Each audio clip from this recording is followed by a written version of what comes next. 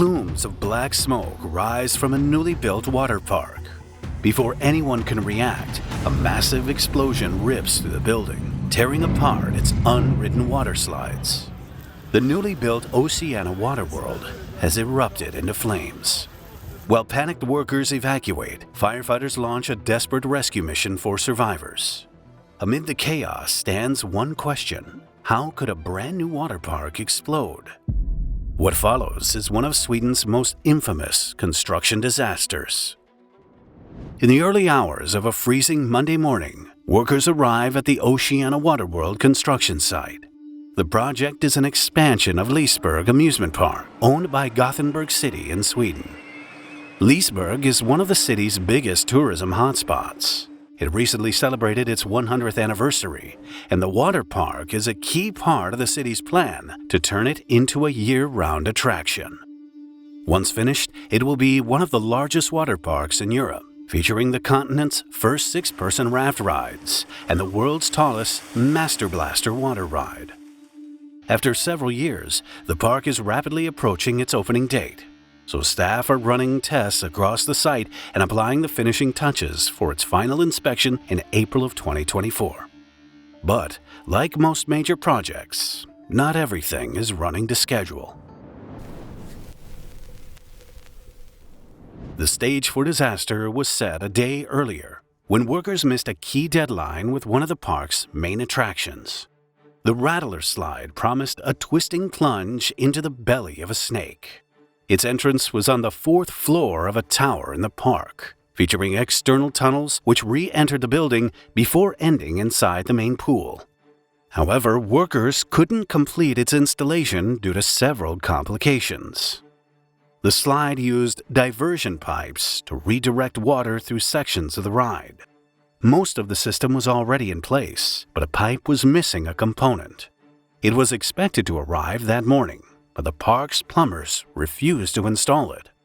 The diversion system was elevated, and they couldn't fit the missing section safely.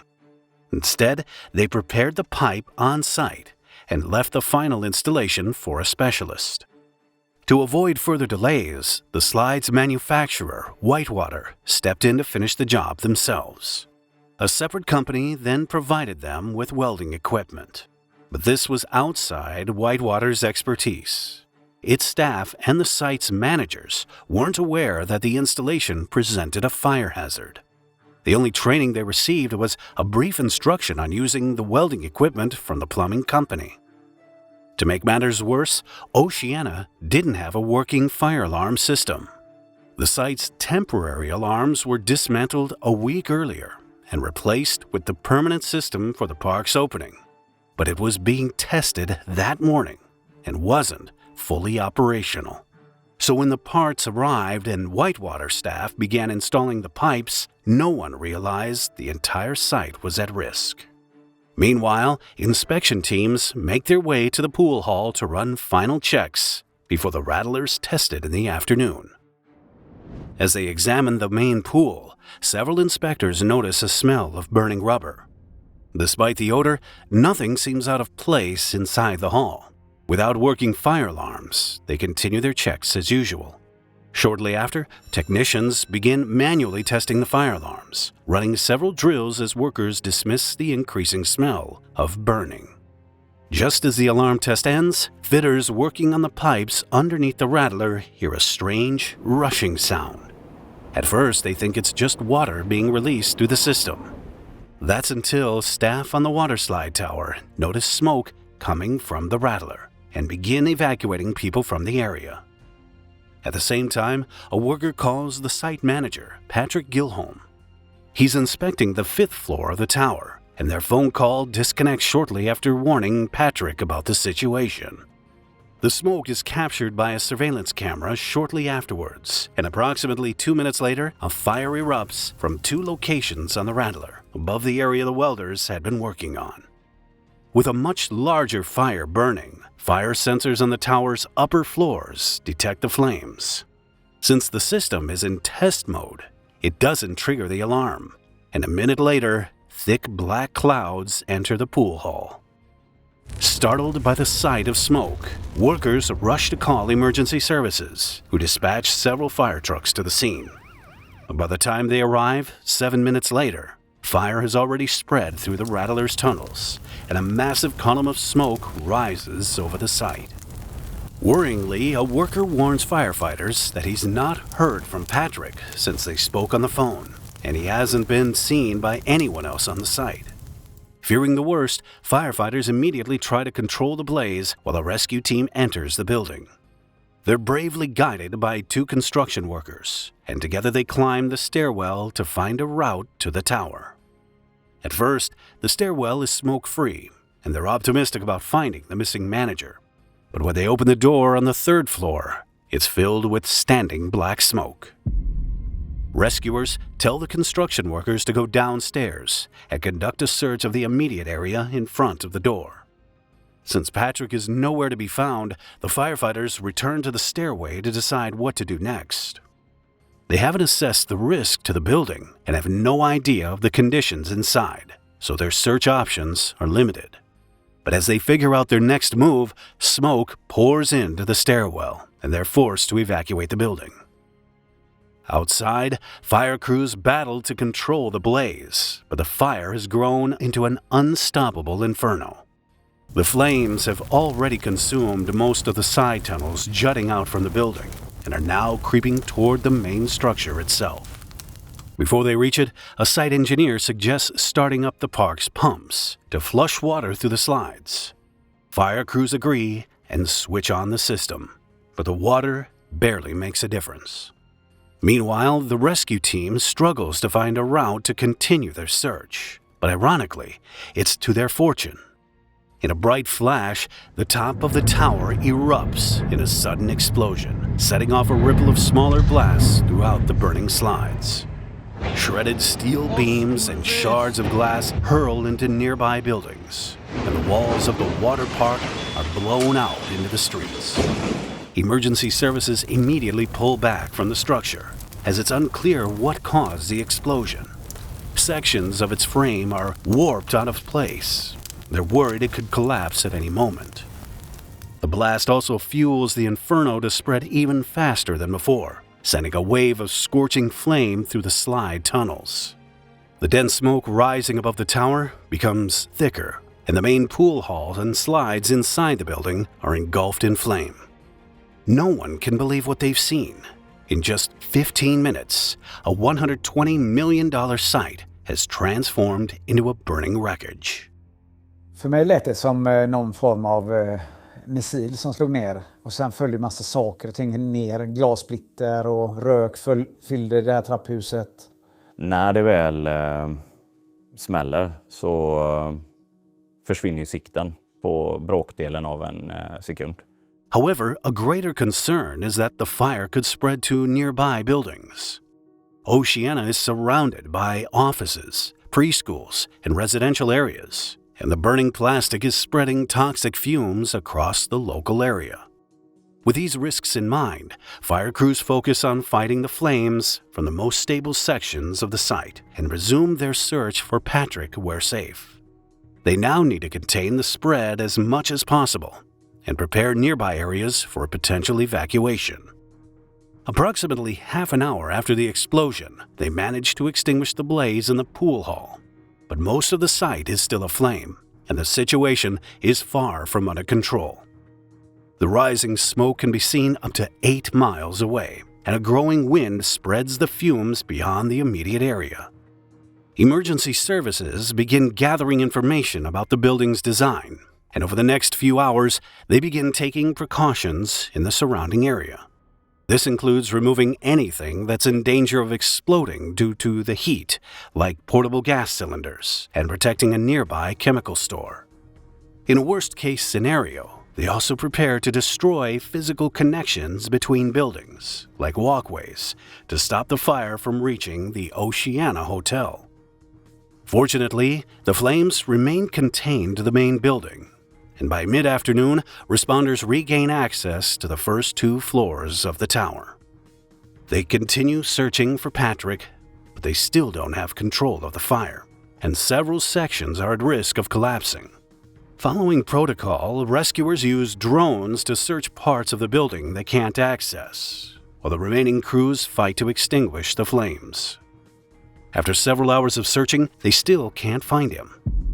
At 7 p.m., the police finally notify his relatives and announce that a man is missing following the explosion. We have been looking for him during the day. We cannot say with certainty that he has not been at the scene, but we cannot search large parts of the building due to the heavy fire and the risk of collapse. Approximately an hour later, the search operation is scaled back and firefighters continue to extinguish the blaze through the night. The following morning, the situation hasn't improved. The fire rages uncontrollably. Rescuers haven't found Patrick, and they can't enter large sections of the damaged structure. On a positive note, the burning water park doesn't pose a risk to neighboring buildings, and the worst of the toxic fumes have stopped spreading. But emergency services have a long road before they can declare the site safe, and there's no telling how many people are undiscovered among the smoldering rubble. Over the next 4 days, the fire service slowly extinguishes the remaining hotspots. Parts of the building continue to collapse, and a crane truck is used to remove unstable debris. When responders finally access what is left of the tower and pool hall, they make a discovery everyone dreads. At midday, rescuers find Patrick lying lifeless on the 5th floor of the tower. They continue searching for bodies until the evening and finally terminate the rescue operation at 7 p.m. Oceana was supposed to mark another century of success. Instead, the city is left wondering how everything went so wrong so quickly. Once the site was safe, investigators from the Swedish Accident Investigation Authority started gathering evidence. They quickly learned that the fire started in the water tower area, but almost everything that could reveal the source had been incinerated. So officials scrutinized the work completed in the hours before the blaze.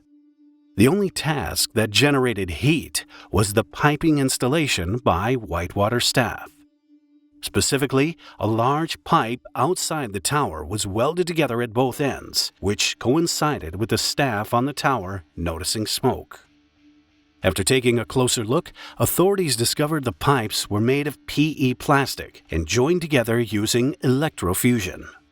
It works by sticking the ends of the plastic pipes into a socket with an electric coil. The coil is then heated up and melts the plastic to create a single tube. Given that PE is highly flammable, the process requires specialized welders and precise measurements to be done safely. If the pipes aren't pushed far enough into the socket, the heated metal wires get exposed. When this happens, they quickly overheat and can ignite. Investigators immediately suspected faulty welding was the source of the fire. So they ran tests on pipes of the same size as the rattler. In every test, if the gap was too large, the PE began to smolder. Fires ignited inside the fitting after around 18 minutes, which were impossible to see until the flames grew significantly. Whitewater technicians confirm it took them 17 minutes to join the first end of the diversion pipe. This meant that the plastic had around 13 minutes to smolder before workers noticed a burning smell in the pool hall at 9:30, closely reflecting the time it took for flames to intensify in testing. After reviewing the evidence, it meant the gaps between the pipes were between 2 to 4 times larger than their limit. A clear sign they'd found the fire source. Despite training programs being available, nobody on site was qualified to perform electrofusion. All 3 companies also failed to complete a thorough risk assessment, and Whitewater couldn't even produce plans for the pipings designed for investigators to inspect. The lack of oversight and planning meant Oceana went without fire alarms for a week, while Whitewater staff installed piping across the park's attractions. When their lack of training finally caused the Rattler's diversion pipes to ignite, hot air shot through them like a chimney, which the fitters mistook for rushing water. They burst into flame at lightning speed, and the blaze spread to the flammable fiberglass slides. By the time anyone knew what was happening, the park was already beyond saving. The Swedish Accident Investigation Authority recommended that Leesburg, NCC, and Whitewater improve how they manage safety on site, with a stronger focus on preventing risks before they happen. Fire experts continue to debate what caused the explosion. The leading theory is that unburnt gases rose to the top of the tower, igniting from the heat of the inferno. Oceana was completely destroyed in the fire. Legal proceedings are ongoing to determine who, if anyone, is at fault. The park is being rebuilt and set to open in 2026. Although tragic, Patrick was the only fatality in the disaster.